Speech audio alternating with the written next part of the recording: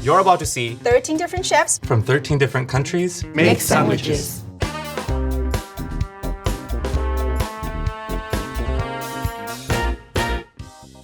Today I'm making semita. It has just everything on a sandwich: chicken, ham, queso Oaxaca, avocado. But a semita has to be with a semita bread. Otherwise, don't call it semita. It's very similar to a burger bun. It has the sesame.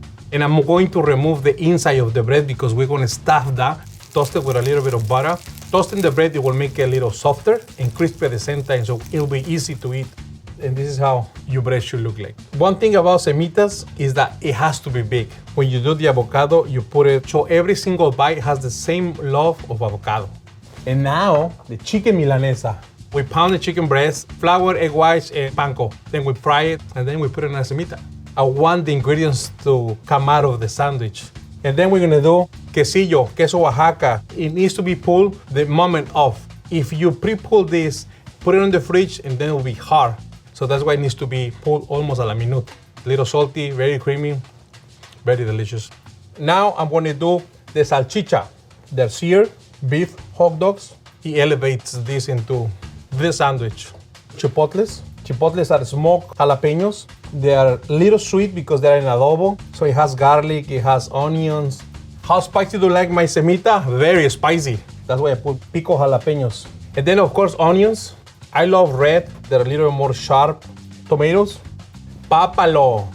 Papalo is very aromatic, very strong, very sharp. When you smell it, I smell the campo. I grew up in the campo. Campo, it's the farm. Papalo can be a mix of cilantro and rocket arugula, but it's so aromatic. A little bit of olive oil, and then jamon. In Mexico, we have over 25 different kinds of sandwiches. People will be like, oh, tortas ahogadas are delicious, molletes are delicious. We make it semita, it's the best. Let's coronate this baby. Now, this size is medium size. I'm gonna cut it in half so you see how beautiful it looks. Look how beautiful this looks. Tastes like two different kinds of spiciness. Picklish, smoky, very creamy from the cheese. The bread is light, it's toasted perfectly. I wish it was bigger. Today we're going to be making a Bombay-style masala toasty sandwich. It's 2 slices of bread and then you have the world as your oyster to what you want to put inside it. So this is a sandwich that you find on the streets of India. The best part about making the sandwich and something that always caught my eye was the little instrument that we used to make the sandwich. Rather than using a pan, you stuff your sandwich inside this and then over an open flame, go up and down. So you could literally have 6 or 7 of these doing 6 or 7 sandwiches at once. So I have some softened Amul butter, slather on some green chutney, which is a paste that I've made with some mint and cilantro, some green chilies and raw green mango, some ginger garlic paste, boiled potatoes with some curry leaves, some ginger garlic paste, some mustard seeds. Just add this really nice layer and depth of flavor. This is chaat masala. It's made out of cumin powder and coriander powder and black pepper and dry mango powder, and it just has a little bit of red chili powder. I know there are some people who are not fans of tomatoes in a grilled sandwich. So tomato is something that you can completely skip and omit. You can go with some green peppers. For me, none of these sandwiches are complete without Amul cheese. It's like a processed Indian cheese, similar to Monterey Jack. Last seasoning. So we're ready to cook our sandwich. I'm gonna preheat this. You want the pan to be really hot. It's just gonna taste much nicer, it's gonna cook much faster. So once it's ready, put some butter inside of this. This is not time to be shy with the butter. This is what's gonna give it that really nice golden brown crust. Bread that's kind of sticking out, it's gonna kiss the flame. So it's gonna get this really nice toasty charred flavor. And the best part about it is you can always open up and see how we're doing. Put a little bit more butter on top. So the sandwich is cooked, it smells amazing. Oh, just look at that. And this is where it gets really interesting, right? So more melted butter on top. You take some of that green chutney, put a little bit of that on top. I have these crispy potato noodles. They're called save aloo bhujia, adding texture to your sandwich. It just melts in your mouth. The engineering of the machine that we use to make the sandwich compresses it all together. It just all comes together. The flavors are banging. This has to be one of my most favorite sandwiches of all time. So I'm gonna make bánh mì today. In Vietnam, bánh mì is a quick thing that we grab on the go. When the French come and colonized Vietnam, they brought their own version of baguette and we turned it to our own version. It's super airy. We're gonna start adding giò thủ, which is Vietnamese head cheese, two different kind of Vietnamese ham. This is beef and this is pork. So this is Vietnamese pate. It have a lot more moisture. I mix between pork liver and chicken liver, and we add crispy shallot and of course fish sauce.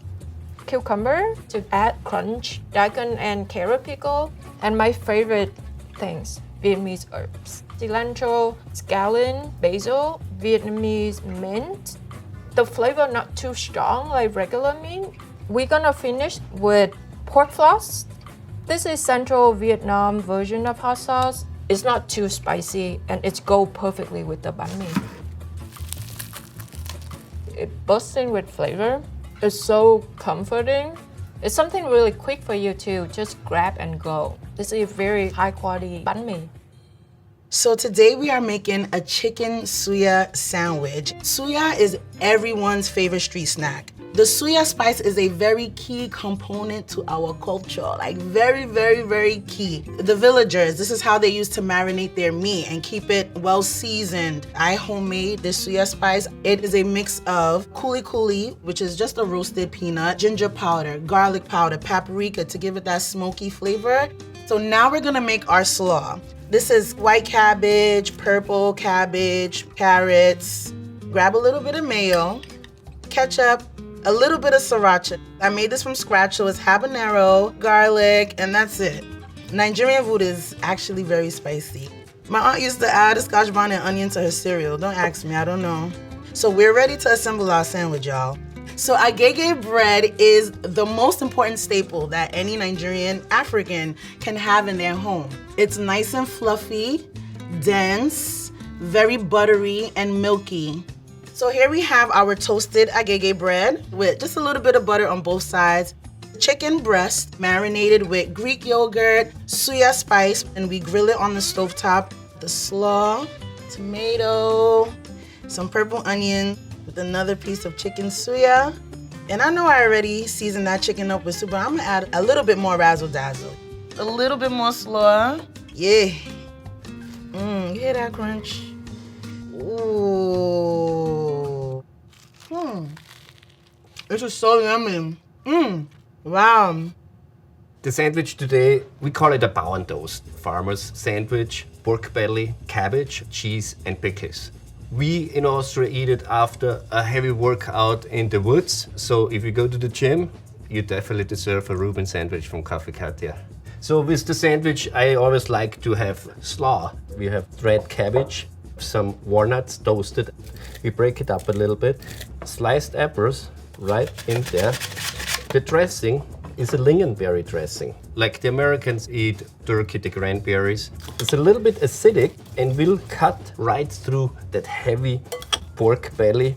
I love to have pork belly. It's cured for a few days, takes the water out, and then the spice, a little bit garlic and caraway seeds. And here we're gonna assemble very simple.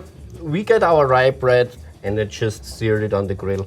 We have cabbage, lightly blanched, sauteed a little bit in butter, and some onions in there. Here we have some pickles, sliced long and thin. You can use a mandolin to slice it like this. And then we're gonna put the pork belly on there. And a good cheese is always so important. This is a Bierkäse, a beer cheese from Austria, from the Alps, but something stronger in flavor. It goes a long way.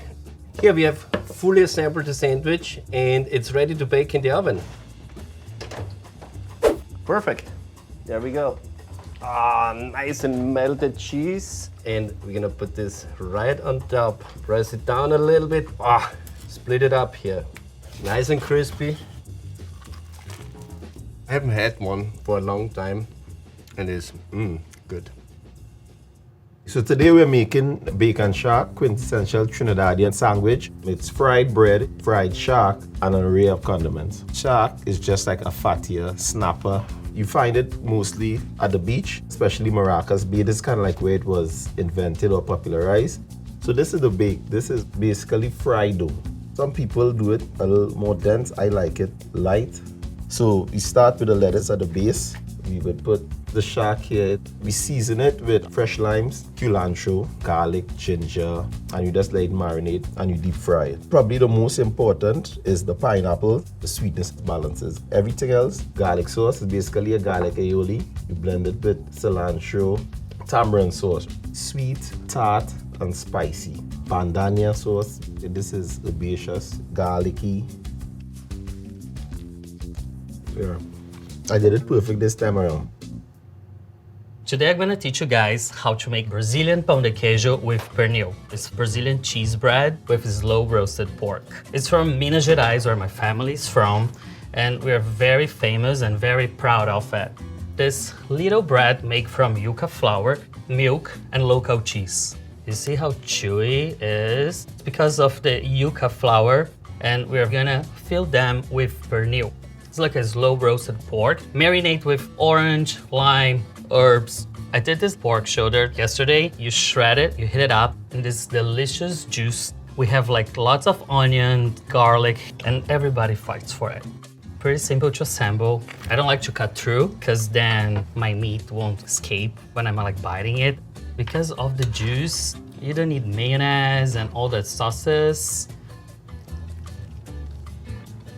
The juices, the better. Try not to eat all of them before our guests arrive. Today, we are going to make 肉夹馍, which is a northern style Chinese burger. It's braised pork folded into a bread. Even though this is a northern classic from Xi'an City, Shanxi province, but you'll see them all over China. So I have some pre-made bread. It's heavily influenced by Middle East flatbreads, thanks to the Silk Road. So before I serve them, I'm going to toast them on a non-stick pan. So the bread are warm and then slightly toasted. Now we can slice them open and assemble sandwiches. You can use a pork belly or a pork shoulder with a little bit of fat. I simmer them in soy sauce and sugar, wine, ginger for hours. It's creamy, smooth, but not greasy at all. Let's chop the pork up. If you like spicy food, you can add a couple of chilies. Some people would describe the texture as pulled pork, but to me, it still has a little bit of bite. Put some meat in here. I'll stuff as much as possible. All right, and then let's put some broth. And then it tastes insane. Oh my God. It's so moist and tender. And also I really like the pop of peppers, and then it gives a little bit kick. It's sweet and savory, it's juicy and packed with a lot of flavors. So we're about to do the quarantina. It's a chickpea flan served on the baguette with some harissa and cumin. It's a street sandwich that we find in Algeria and mostly in Oran. We are today using the crunchy baguette to add more texture. Quarantina has a really soft texture. It's made out of chickpea flour, Algerian cheese, flour, and some yeast. The flavor is really soft, and that's why we're adding like some cumin in it and some harissa to bring the spice. I like the crunchiness of the bread with the softness of the quarantica. This is a simple sandwich, but it's the most delicious sandwich ever. I am making a karaage sandwich, which is Japanese fried chicken. Karaage means deep fried. Doesn't necessarily need to be chicken. It could be fish, it could be vegetables. So we are gonna begin by making the slaw today. I'm using Napa cabbage, smoked daikon pickles, kind of smoky, almost bacon-like flavor, and scallion mayo. I'm gonna mix this till it's combined.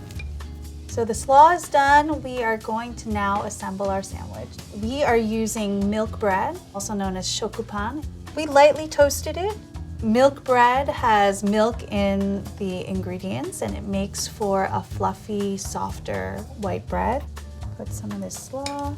I don't put too much mayo. There's already a lot of mayo in the slaw. We have the chicken pieces here, and you could see all the nooks and crannies. I'm gonna place this on top. Clearly, this sandwich is very big. We wrap it in paper to hold everything together. It doesn't get old. I've had this so many times, but it hits the spot every time. So today I'm gonna make a carnation chicken sandwich. That's kind of a curry chicken salad mix. Mango chutney, some lettuce, some decent bread. It was created for the coronation of Queen Elizabeth II back in the 1950s. Another thing when it comes to British cuisine is it's very influenced from flavors from all over the world. India was part of the British Commonwealth. British cuisine is heavily influenced by the flavors from India. I made this stecker bread.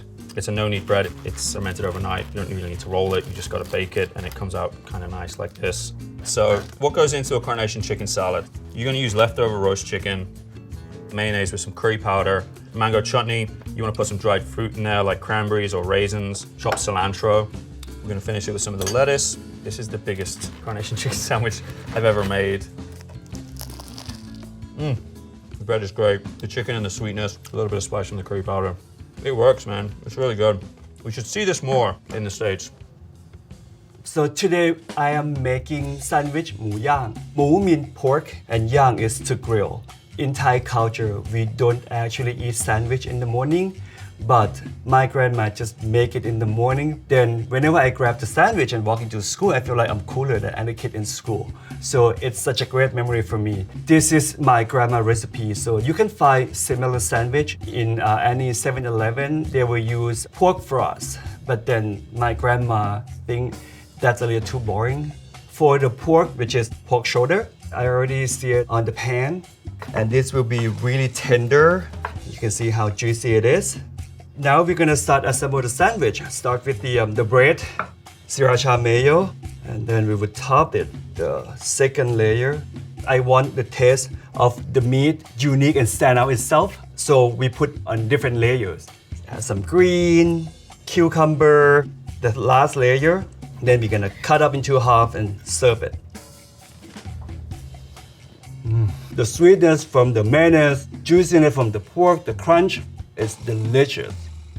Today I'll be preparing the turkey club. Toasted bread, bacon, crisp gem lettuce, nice fresh heirloom tomatoes. My first step is always mayonnaise because you want to make something that kind of holds the meat and the bacon to the bread. I took a few strips of thickly cut bacon and roasted it in the oven so it's crispy but still a little soft in the middle. You're gonna end up cutting them in half to match the same size of your bread. A little tip that I use is I roll my turkey up so you get a little bit of height. And I like to add the tomato next because if you were to go lettuce and then tomato, the lettuce will slide right off the turkey versus staying together in the sandwich. Put mayo on another slice of bread and we're gonna stack this thing sky high. We're just gonna add a little bit more mayo and we're gonna repeat the process all over again. Next, to hold everything together while you're cutting, I'm just gonna slide in some toothpicks right down the corners. Then we're gonna take a bread knife, always serrated to help you get straight down the middle without smashing the sandwich down. And there's your perfect turkey club. Scooby-Doo would love this. This is a perfect sandwich. It's a good sandwich, man. I want to stop talking and keep eating.